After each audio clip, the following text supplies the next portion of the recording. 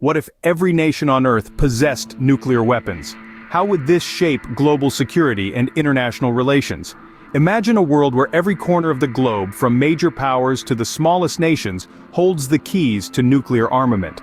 This scenario might sound like a safeguard against unilateral aggression, potentially creating a balance of power underpinned by the threat of mutual destruction. The theory of deterrence suggests exactly this. When all parties can cause equally catastrophic damage, it might logically lead to a standoff where no one dares to strike first. However, the principle of mutually assured destruction, or MAD, carries a chilling implication. It presupposes rational actors and fails to account for misjudgments, accidental launches, or the ambitions of rogue leaders. The more players in the nuclear game, the higher the risk of miscalculation, and the graver the potential consequences. With such an unprecedented spread of nuclear capability, the fabric of international relations would be fundamentally altered. Would this lead to a safer world, or push us closer to the brink of unprecedented catastrophe? To understand the future, one must first understand the past. The story of nuclear weapons begins in the throes of World War II with the secretive Manhattan Project. Scientists, led by figures like Robert Oppenheimer, and under the funding of the United States government, raced against the clock and the Axis powers to develop the world's first atomic bomb. This monumental effort culminated in 1945 with the Trinity test in New Mexico, marking the first successful detonation of a nuclear weapon. Shortly thereafter, the world witnessed the devastating power of these weapons. In August of 1945, the United States dropped atomic bombs on the Japanese cities of Hiroshima and Nagasaki. The immediate effects were catastrophic, and the long-term radiation aftermath grim. The bombings not only hastened the end of World War II, but also signaled the dawn of the atomic age. In the years that followed, a new kind of tension gripped the globe, the Cold War. The United States and the Soviet Union emerged from the war as superpowers with conflicting ideologies, each fearing the other's nuclear capabilities and intentions. This fear fueled a relentless nuclear arms race. Both nations stockpiled thousands of nuclear weapons, each more powerful than the last. The doctrine of mutually assured destruction, or MAD, suggested that if either country used nuclear weapons, the other would respond in kind, leading to total annihilation. The Cold War era also saw other countries entering the nuclear fold, driven by the desire for security, power, or prestige. The United Kingdom, France, and China developed their own arsenals, expanding the nuclear club and complicating global diplomacy. Each new member altered the strategic calculations and diplomatic engagements of all. This historical arms race has not only shaped the policies of superpowers but also the dynamics of global diplomacy. As more nations sought the ultimate deterrent, the world inched closer to a precarious balance, where the power to destroy humanity lay in the hands of a few. Who holds the keys to these formidable weapons today? In the world of nuclear armament, 9 countries currently stand out as the primary actors, each with its own unique stance and doctrine concerning these potent weapons of mass destruction. Starting with the United States and Russia, these two superpowers hold the largest arsenals by far, a legacy of the Cold War's arms race that has since been moderated but not eliminated by various treaties and agreements. The U.S. policy emphasizes a deterrent strategy, reserving the right to use nuclear weapons primarily as a defense against nuclear and even significant non-nuclear threats. Russia, maintaining a similar doctrine, asserts its right to use nuclear weapons if its state integrity is perceived to be in jeopardy. Moving to Europe, the United Kingdom and France each maintain their own nuclear forces independent of their NATO commitments. The UK has always promoted a minimalistic approach, sufficient only to ensure deterrence, while France's doctrine allows for preemptive strikes as a means of protecting its vital interests.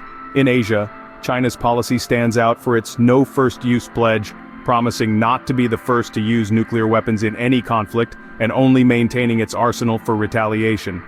Contrastingly, India and Pakistan, neighbors with a fraught relationship, both possess nuclear weapons. India adheres to a no-first-use policy similar to China's, but makes exceptions for potential threats from biological or chemical weapons. Pakistan does not have a no-first-use policy and maintains its arsenal as a deterrent primarily against India. Then there is North Korea, which continues to enhance its nuclear capabilities despite international sanctions and condemnation. Its doctrine appears centered around regime survival, viewing its nuclear arsenal as essential leverage. Lastly, Israel, which has never officially confirmed nor denied having nuclear weapons, operates under a policy of strategic ambiguity, likely possessing nuclear capabilities as a deterrent to maintain a regional balance of power. With these players, the stage is set, but the plot is far from predictable.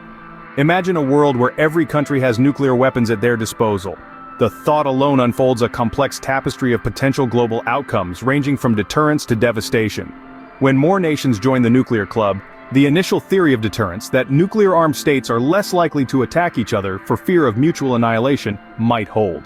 However, this ideal scenario is based on the assumption that all nations are rational actors, capable of perfectly controlling their arsenals under every circumstance, but reality often diverges from such theoretical neatness. Let's consider the increased risks of accidental launches. With a larger number of nuclear weapons distributed globally, the probability of mishaps escalates.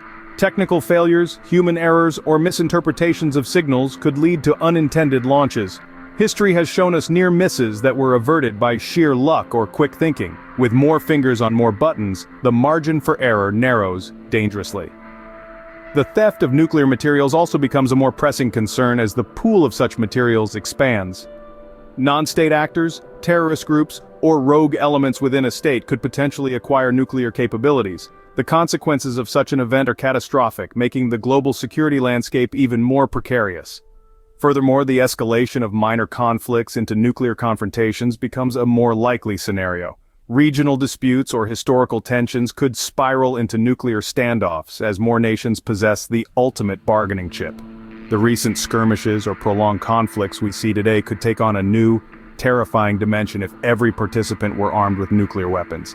In this proliferated world, the international community would likely see an increase in arms races as nations strive not just for parity, but for supremacy.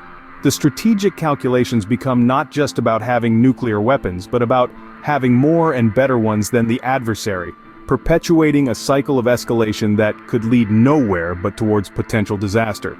The balance of terror could either be a stabilizing force or a precarious trigger. Are there any safeguards that can prevent the nightmare scenario of universal nuclear armament?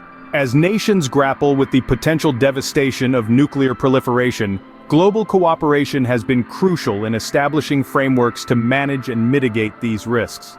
At the forefront of these international efforts is the Non-Proliferation Treaty, or NPT, which has been instrumental since its inception in 1968. The treaty's primary objective is to prevent the spread of nuclear weapons and weapons technology. It promotes the peaceful use of nuclear energy and aims to achieve nuclear disarmament under strict and effective international control. Supporting the NPT's goals, the International Atomic Energy Agency, or IAEA, plays a pivotal role. This organization works to ensure that nuclear energy is used solely for peaceful purposes and not for weapon creation. It conducts regular inspections and safeguards to verify that nations comply with their commitments under the NPT. Despite these measures, the question of how effectively they can contain the spread of nuclear weapons is complex and contentious. Yet the effectiveness of these measures remains a subject of intense debate. What do experts say about a fully nuclear-armed world? When envisioning a world where every country possesses nuclear weapons, the perspectives of political analysts, security advisors, and peace studies scholars paint a complex picture. Political analysts often argue that while nuclear parity might theoretically deter conflicts, the reality of managing such arsenals can lead to increased tensions and misunderstandings. The fear is not just about having the weapons, but about the hair-trigger alert status that could arise from geopolitical frictions. Security advisors tend to focus on the logistical nightmares and the heightened risk of accidental launches. With more nations holding the nuclear button, the probability of mishaps could increase exponentially. This scenario necessitates robust and fail-safe communication channels to prevent catastrophic errors. On the other hand, scholars from peace studies advocate for a reinvigorated global commitment to disarmament. They argue that diplomacy and international treaties must outpace the spread of nuclear capabilities, emphasizing preventive measures over reactionary ones. Opinions vary widely, but the consensus leans towards caution. As we gaze into this hypothetical abyss, what should humanity's next steps be? Throughout this exploration, we've traversed the chilling prospects of a world where every nation holds the keys to nuclear power. From the inception of the atomic age to the current landscape marked by those who possess these formidable weapons, we've seen the shadows they cast on global interactions. We delved into the domino effect of nuclear proliferation, a scenario where one nation's arming prompts others to follow suit, escalating tensions and instability worldwide. The safeguards and treaties currently in place, like the Non-Proliferation Treaty, offer some bulwarks against this tide, yet they face challenges of compliance and enforcement. Expert insights have underscored the gravity and complexity of widespread nuclear armament, highlighting the precarious balance between national security and global peace. As we reflect on these insights, the immense responsibility of decision-making in this arena becomes evident. The question remains open, but one thing is clear: the path we choose will define the future of global security.